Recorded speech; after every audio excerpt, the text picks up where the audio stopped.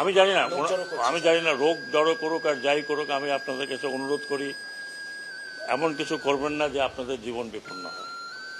কারণ এদেশের পাবলিক এখনো আপনাদের গ্রহণ করতে আসেনি।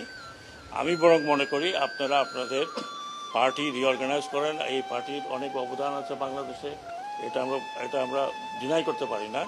পার্টিকে রিঅর্গানাইজ করেন, পলিটিক্যাল পার্টির মতো যেভাবে থাকে, ইলেকশন আসলে ইলেকশন কন্টেস্ট করবেন, জনগণ ভোট দিলে ভোটে যাবেন।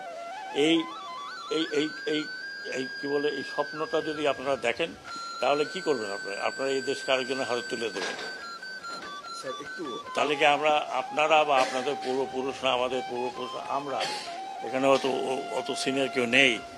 আমরা যে মুক্তিযুদ্ধ করলাম, মারা গেল 30 লক্ষ লোক মারা গেল, সেই 30 লক্ষ লোকের উপরে দাঁড়ায় আপনি দেশকে আরেকজনের হাতে তুলে দেবেন।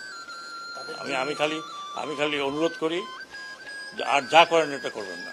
এবং আর কিছু বলতে চাই না, এদেশের লোক এত তাড়াতাড়ি ভুলে নাই। সময় দেন, হয়তো ভুলে যাবে, কিন্তু এত তাড়াতাড়ি ভুলে নাই। কারণ যাকে ধরছিলেন নেতা, সেই নেতারা এখন পালিয়ে বেড়াচ্ছে। যাকে ধরছে সেই নেতাকে আমরা বাঁচাতে পারছি না। অনেক নেতাকে অনেকে বাঁচিয়েছে, আমরা জানি কে কোথায় আছে। কিন্তু ওটা না করে আপনারা বরং পার্টিকে, এটা অনেক বড় পার্টি এবং I have lot of respect for Awami League. এটা যেটা বললাম যে এটা এই দেশের প্রধান পার্টি একরকম।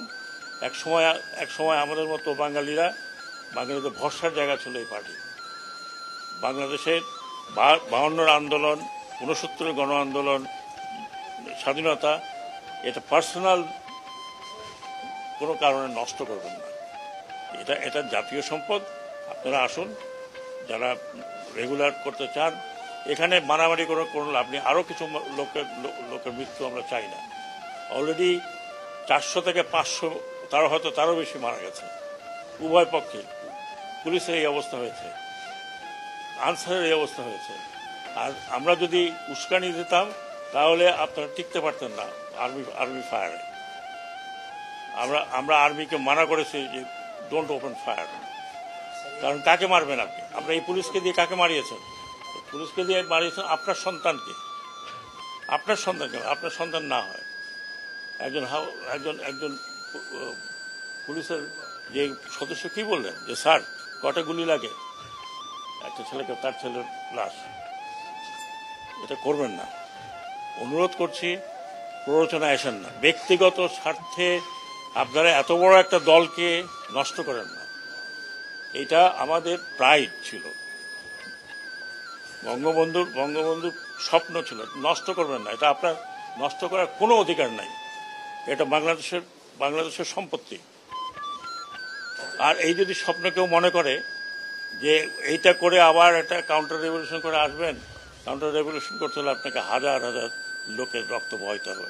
যদি আপনারা সেই দায়িত্ব নিতে চান তাহলে নিন, আমার কিছু করার নেই। ভাই আমি ওই জেনারেশনে, যে জেনারেশন পাস হয়ে যাচ্ছে, কিন্তু এই ইয়াং জেনারেশনকে আরেকটি কথা বলি, যারা বলছেন না, আপনি কথাটা উঠিয়েছেন, ওঠানো উচিত হয়নি। আমাদের যে ইয়াঙ্গার জেনারেশন, এরা করেছে, কোনো পলিটিক্যাল পার্টি করে নাই। They have given their life, যেটা আপনারা কোনোদিন দিতে পারতেন না। বুকে দাঁড়িয়ে আছে পুলিশের গুলি খাওয়ার জন্য, তাদের মুখে কোনো দুঃখ নাই, দে অল স্মাইলিং। এরা যতদিন আছে, আমাদের কথা বাদ দেন, আমরা দৌড়